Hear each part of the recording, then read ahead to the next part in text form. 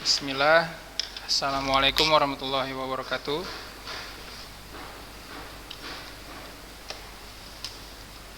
Waalaikumsalam warahmatullahi wabarakatuh. Masya Allah, Bos Torik yang jawab.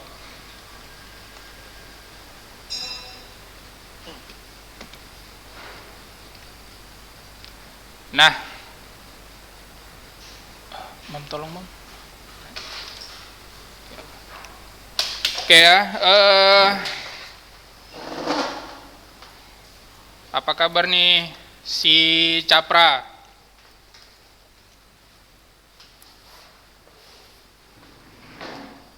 Capra, are you still there? Ini Capra yang macam orang India namanya, macam artis-artis itu.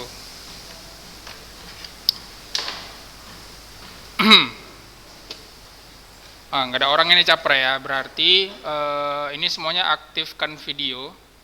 Nah, seperti biasa kalau misalnya tidak aktif videonya, anak anggap absen. Jadi nanti di akhir acara nanti anak nggak ikut hadirkan ya. Jadi absen ini juga mempengaruhi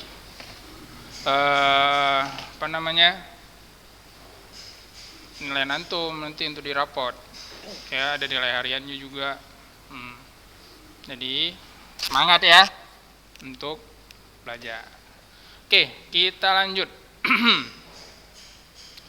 Bismillah. Nah, kemarin kan udah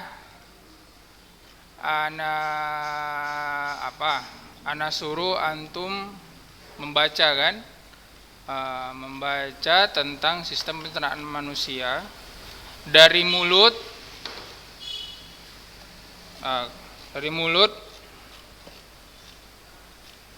kerongkongan sampai mana?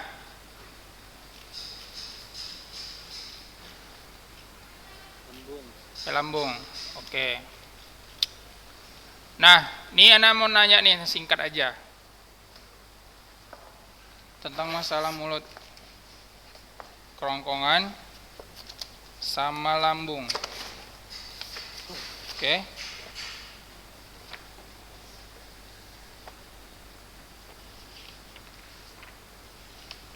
Di mulut alat-alat pencernaannya apa aja? Lidah, gigi, sama kelenjar ludah. Oke, mantap. Bentar ya.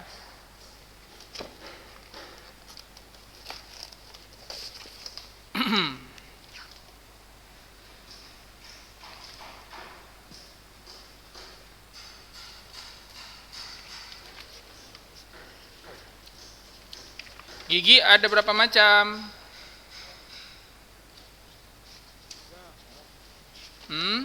3. Bentar ya. Apa aja? Mantap. Udah itu aja. Oke. Berarti ada 4 ya. Nah, ada gigi seri, ada gigi taring, gigi geraham, sama gigi geraham depan sama gigi geraham belakang. Nah, jadi fungsinya Nara sudah tahu ya, lidah sama gigi ya. Lidah itu untuk apa? Kemarin udah ceritakan juga. Ini juga gigi. Nah, gigi itu ada 2 tahap perkembangannya. Ada gigi susu sama gigi dewasa. Ya, nah ini ini adalah I itu maksudnya insisor. Insisor itu adalah gigi seri. Ya, gigi seri. I insisor. Dilambangkan dengan I. Lalu ada nama C atau disebut dengan kanin. Kanin itu adalah bagian taring. Ya. Nah, lalu ada bagian P. P itu adalah bagian geraham. Nah, geraham itu bagian depan, yaitu premolar namanya. Premolar depan, lalu ada bagian geraham belakang disebut dengan molar. Ya, insisor, kanin, premolar sama molar. Oke ya, jadi ini antum ingat-ingat ya. Mana tahu antum masih mau masuk kedokteran, ini perlu juga dipahamin. Oke. Ini siapa nggak muncul-muncul orangnya kan? Oke, lanjut. Nah, gigi itu ini dia. Kalau dibelah, inilah dia nampak ya. Ini yang disebut dengan pembuluh darah di sini. Nah, di sinilah tempat pemberian nutrisi pada gigi antum. Ya, gigi itu ada tiga bagian. Ada mahkota gigi. Nah, mahkota gigi ini bagian atasnya. Itu bagian leher gigi. Leher gigi itu di bagian sini, perbatasan antara gusi sampai kemari. Lalu ada bagian akar gigi. Nah, yang masuk nancap ke gusi, ya. Nah, ini pun juga ada bagian-bagiannya. Di bagian lapisan mahkota gigi ada yang disebut dengan email gigi. Nah, ini yang sering antum dengar waktu iklan-iklan pasta gigi ya, memperbaiki email gigi. Nah, email gigi itu yang mana? Inilah dia email gigi itu nih, lapisan ya, lapisan yang terdapat di gigi. Oke, lanjut ke kelenjar ludah. Nah, kelenjar ludah ini menghasilkan sebuah cairan yang mengandung enzim petialin. Nah, ini enzim petialin ya. Enzim petialin ini berfungsi untuk mengubah karbohidrat menjadi gula sederhana, yaitu maltosa. Nah, biasanya itu di ujian itu enzim petialin itu mengubah apa menjadi apa. Nah, diingat ya, enzim petialin itu mengubah karbohidrat menjadi maltosa. Nah, ini dari kelenjar petialin itu atau kelenjar ludah. Kelenjar ludah itu berasal ada 3 sumber. Nah, ada namanya kelenjar parotis, yaitu merupakan kelenjar yang terletak di dekat daun telinga di bagian sini, dekat bagian telinga antum. Sini ada juga kelenjar parotis namanya. Lalu ada kelenjar sublingualis. Nah, sublingualis ini ada di bawah lidah. Nah, di bawah lidah antum. Dan ada juga yang namanya submandibular. Nah, itu di bagian rahang, bagian sini. Nah, ya. Antum pernah makan rujak? Pernah ya? Suka makan asam-asam nggak? Lumayan ya. Rujak itu kan kalau yang paling terkenal di Medan itu tuh paling nggak namanya rujak kolam namanya. Tahu rujak kolam di mana? Tahu nggak, Torik? Tahu, karena rujak depan rumah aja. Oh iya, memang depan rumah aja ya. Nah, yang di Medan itu yang terkenal tuh, salah satu yang terkenal itu namanya ada juruk rujak kolam. Rujaknya itu dijual daerah Masjid Raya.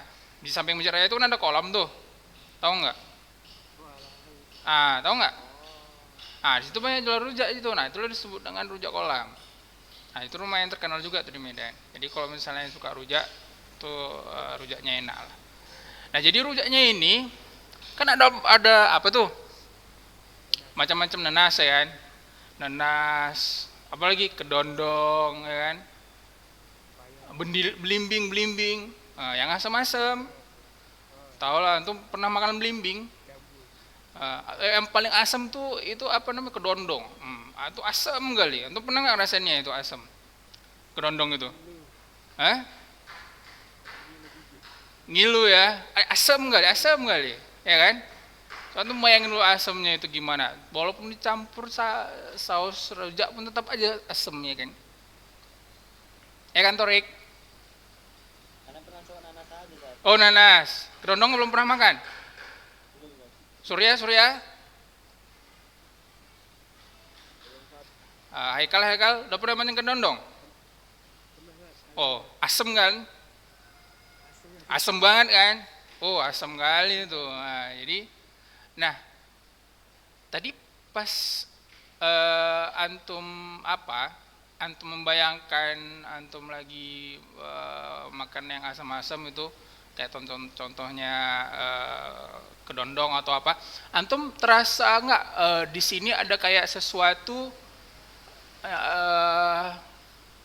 apa namanya bereaksi di sini bagian pipi, mana pipi sini kayak apa ya, kayak ngilu terus kayak banjir ludah. Banjir ludah kan.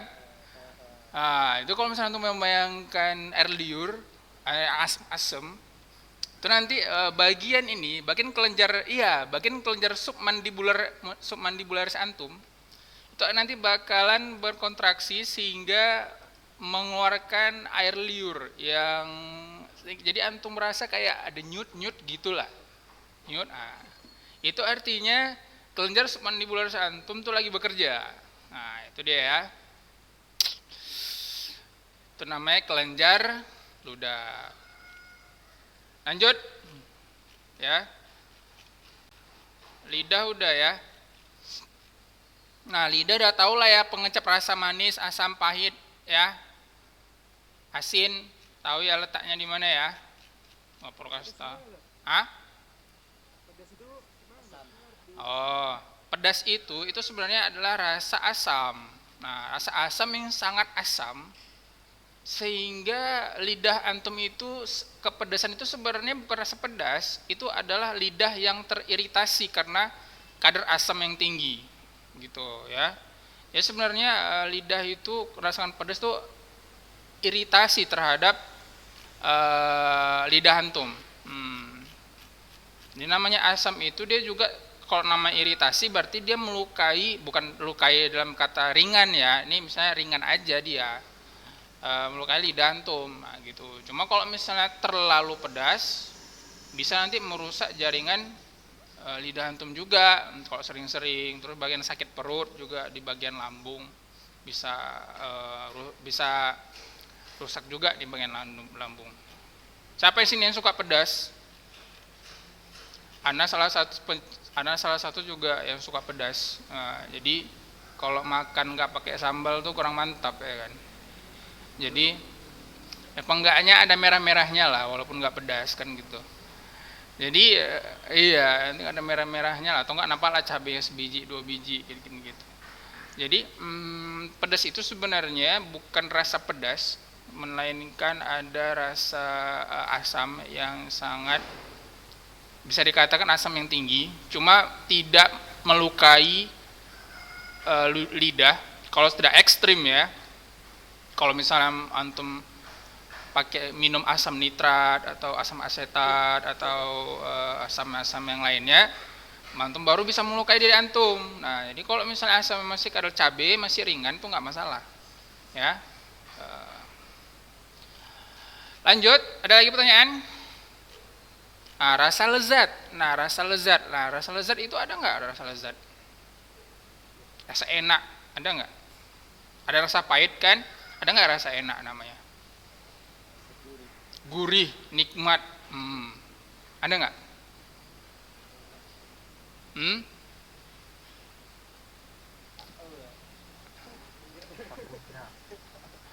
Nah, sebenarnya rasa nikmat atau rasa gurih itu sebenarnya nggak ada.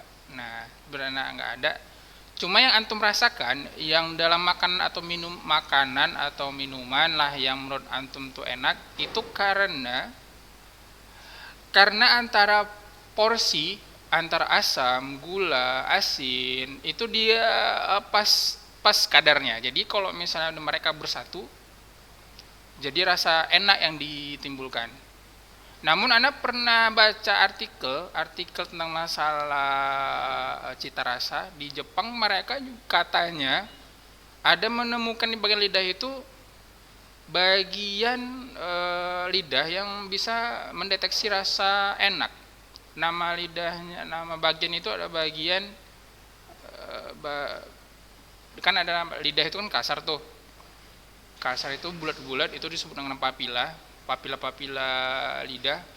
Ada di bagian, Anda kurang tahu jelasnya di mana. Ada satu titik yang disebut dengan titik umami namanya.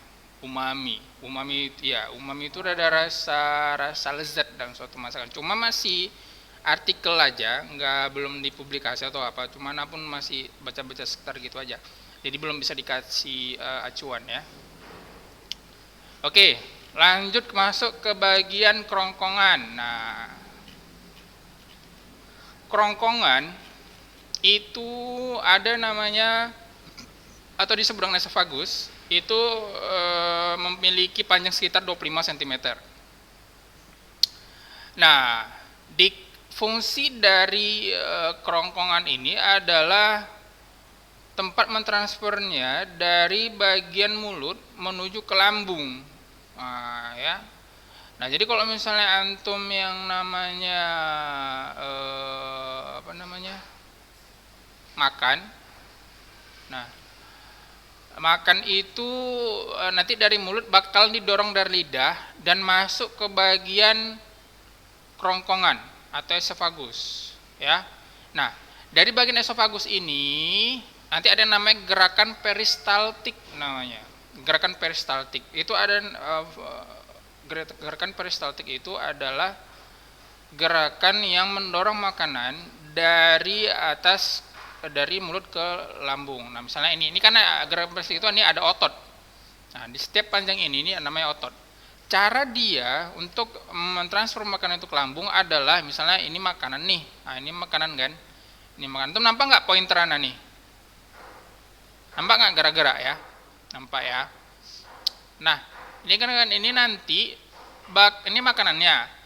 Waktu dia mendorong ke bawah, itu nih otot bagian sini akan menekan sehingga menyempit.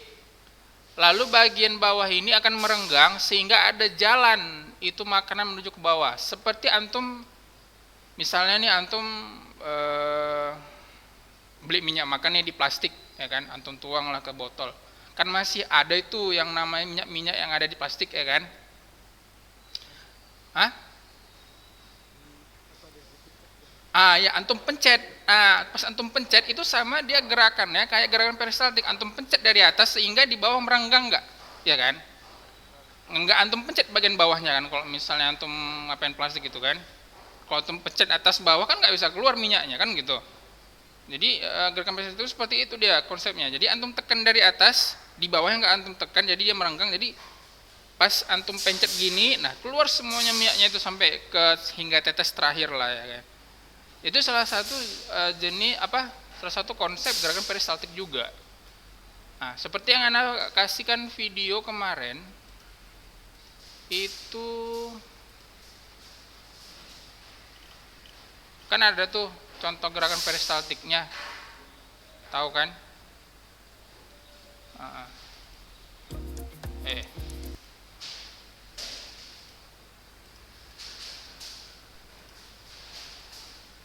Bentar ya.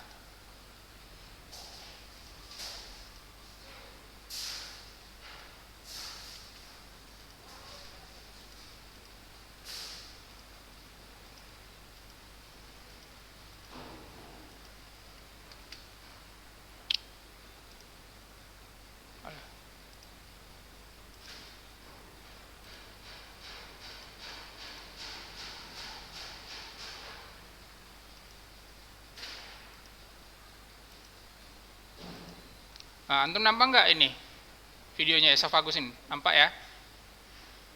Jadi kan ini kan makanannya tuh. Makanannya jalan kan? Ini nampak ya jalan ya? Ini nampak kan? Ini adalah jalan esophagus. Nah, ini enggak makanannya. Jadi makanannya itu nih jalan, otot bagian sini untuk menekannya ini merenggang sehingga makanannya itu ini dia merapat dia. Nah, ini dia merenggang. Ini disebut dengan peristaltik sehingga dia bisa jalan ke sini, jalannya ke kanan. Oke ya. Nah, setelah itu dia baru masuk ke bagian lambung. Oke. Nah, di bagian ini, di bagian bagian kerongkongan ada disebut dengan ada dua saluran. Nah, di sini awalnya Ini ada bagian hidung, ini saluran hidung kemari, dan juga ada saluran ke pernapasan, ke pencernaan. Ada saluran ke ke pernapasan, ada juga makanan ke pencernaan. Nah, ada yang disebut dengan sekat. Nah, sekat yang pada saat melan itu ada yang disebut dengan epiglottis.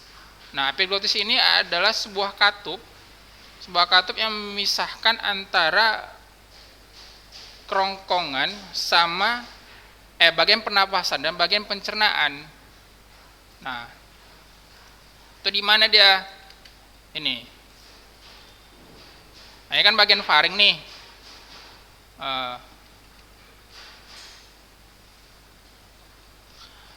Nah, di sini ada 2 cabang. Nah, di bagian sini ada 2 cabang. Ada bagian menuju ke pencernaan dan ada juga bagian menuju ke pernafasan. Nah, ini adalah bagian pernafasan.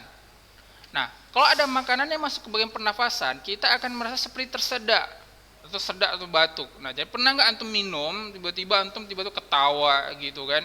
Tiba-tiba ketawa, terus tiba-tiba antum minum airnya keluar dari hidung, gitu. Terus makan makanan pedas, terus tiba-tiba tersedak, batuk, tiba-tiba dada sakit. Nah, dada sakit itu kenapa? Karena ada sebagian makanan antum itu masuk ke bagian pernafasan. Makanya antum itu pernafasannya antum jadi batuk, tersedak. Jadi makanya kalau misalnya makan itu jangan berbicara gitu, jangan bicara, jangan terlalu berbicara yang berlebihan. Nah, jadi dia nggak masuk ke bagian paru-paru. Oke? Nah, lanjut ya. Ada pertanyaan sejauh ini? Apa? Kecogoan. Nah, kecogoan itu adalah proses dari sistem pernafasan. Nah, pernafasan nanti kita bahas di situ, oke?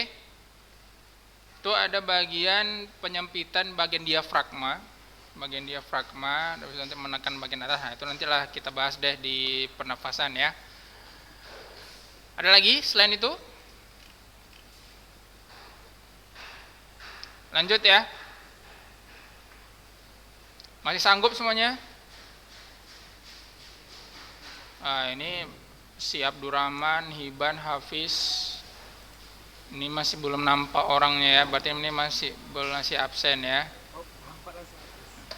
Ini masih absen. Ini si Abdurrahman, Hiban, Farhan masih absen ya.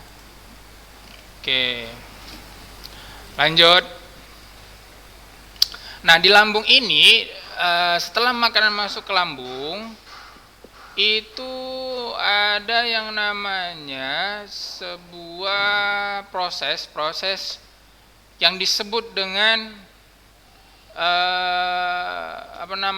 melumatkan makanan atau mencerna makanan ya. Nah, jadi sebenarnya lambung ini dia mencerna makanan secara mekanik karena memiliki lapisan otot-otot.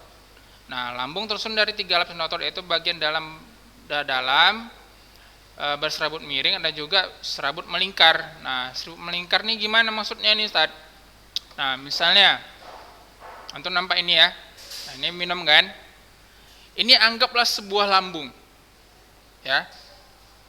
Dianggap sebuah lambung. Tangan ana itu sebagai lapisan ototnya. Nih, ada 3 lapisan. Jangan nampak nggak sih? Gini. Inilah 3 lapisan kan? Ada 3 lapisan.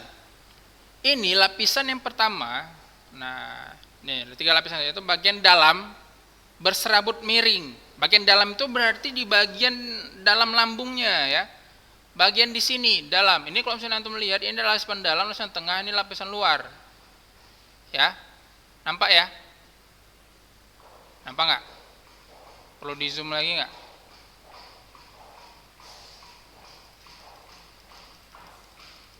Besar nggak udah? Udah besar ya? Nah, ini adalah lapisan otot namanya. Lapisan pertama, lapisan kedua, lapisan ketiga. Nampak ya? Nah, lapisan pertamanya itu dia selaputnya miring. Miring itu dia merengnya seperti ini. Nah, kalau antum di zoom, ini dia mereng seperti ini.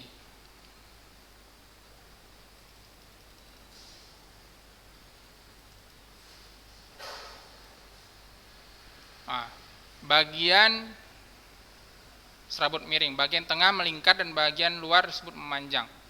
Nah, jadi gini deh, bagian dalam itu dia ototnya bentuknya seperti ini. Terus bagian atasnya dia seperti ini. Nah, nampak? Pertama lapisannya mengarah ke samping, lapisan pertama. Lapisan kedua dia seperti ini. Lapisan memanjang dari atas ke bawah. Kalau pertama kanan kiri, ke atas kanan ke bawah. Paham? Bingung ya? Paham ya? Terus bagian ketiga lagi yaitu adalah lapisan melingkar ataupun disebut dengan bagian memanjangnya itu dia seperti ini juga, balik lagi ke bagian miring. Jadi miring, memanjang, lalu di atas lapisan ketiga itu miring lagi. Jadi ada 3 lapisan. Ya, itulah yang membuat otot-otot di lambung ini bekerja secara maksimal. Ya, namun agar maksimalnya lambung ini bekerja, antum diharuskan juga kalau misalnya makan makanan itu harus harus dikunyah dulu betul-betul. Ya. Harus dikunyah dulu betul-betul. Kalau enggak nanti lambung antum bakalan bekerja ini mood ana nih. Ini mood ya. Potong dulu. Moodkan orang itu semua gimana? Oke. Nah, jadi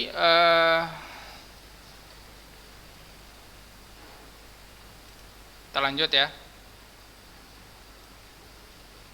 Nah, jadi sampai mana tadi lupa. Jadi kalau misalnya antum itu makanannya tidak terlumat ataupun tidak pas antum ngunyah itu tidak terlalu hancur, nanti di bagian lambung nanti bakalan memproses makanannya lebih keras lagi, mereka lebih bekerja dengan susah lagi bekerjanya. Salah satu dampaknya itu adalah setelah antum makan itu antum ngantuk. Antum ngantuk, pengen tidur, itu kenapa? Karena lambung antum itu sekarang lagi bekerja keras untuk memproses makanan yang seharusnya diproses oleh si gigi dikerjakannya. Nah, jadi dia butuh tenaga ekstra.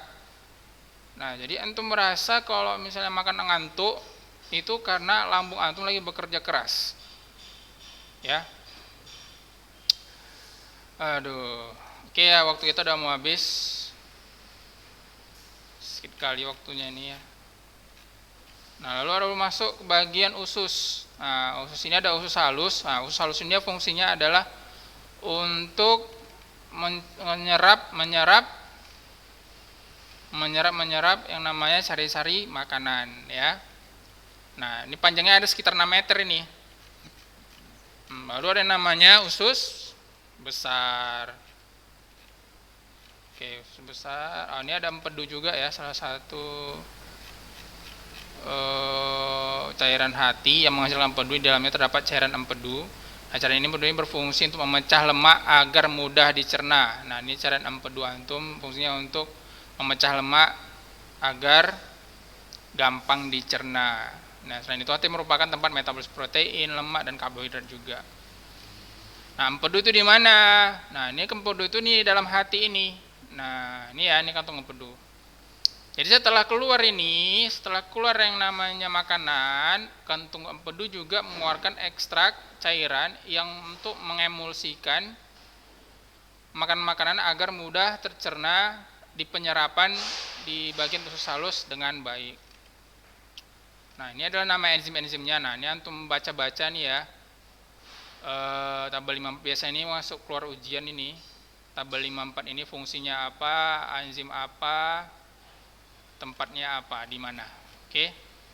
Lalu yang terakhir ada namanya ada usus besar atau disebut dengan kolon. Nah, usus besar ini adalah tempat yang namanya penyerapan air. Nah, ini penyerapan air, dan di sini juga ada banyak yang namanya bakteri. Nah, di sini juga banyak bakteri di sini. Nah, bakteri ini dia juga bakterinya membantu manusia atau membantu pencernaan juga. Namun kalau terlalu banyak bakteri ini juga bisa menyebabkan diare di sini ya. Lalu dari sini masuk ke bagian rektum. Nah, di bagian rektum ini adalah tempat penumpukan kotoran antum. Di sini bagian rektum, baru kalau setelah banyak, setelah penuh, baru yang namanya keluar melalui anus ya. Oke, ini anak absen dulu ya. Torik. Ini tanggal berapa sekarang nih? Tanggal 26 ya.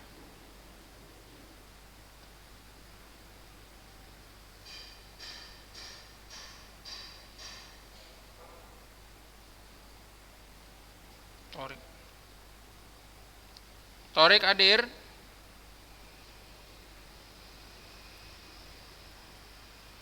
Surya.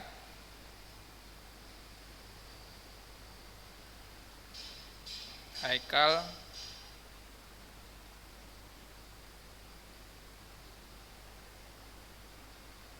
Farhan, mana Farhan, muka ini Farhan.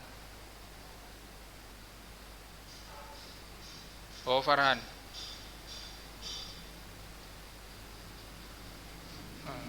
Mana muka si Farhan ini? Ini rambutnya apa ini?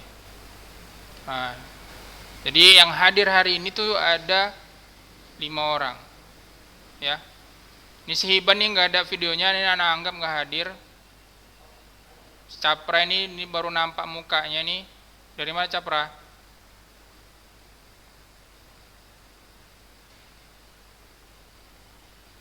Ini Capra, Abdurrahman, Hiban, ini nggak nampak mukanya ini. Berarti anak anggap ini absen ya. Nggak hadir. Jadi untuk berikutnya anak harap antum semua minggu depan itu bagus-bagus tampil di Zoom ya. Jadi antum itu bisa nampak, dia tahu dia ikut di kelas ya. Oke, ini Capro udah keluar nih tiba-tiba. Ini Abdurrahman nggak nampak, M Hiban juga nggak nampak. Oke, sekian untuk adi hari ini. Nanti kita sambung lagi ya. Assalamualaikum warahmatullahi wabarakatuh.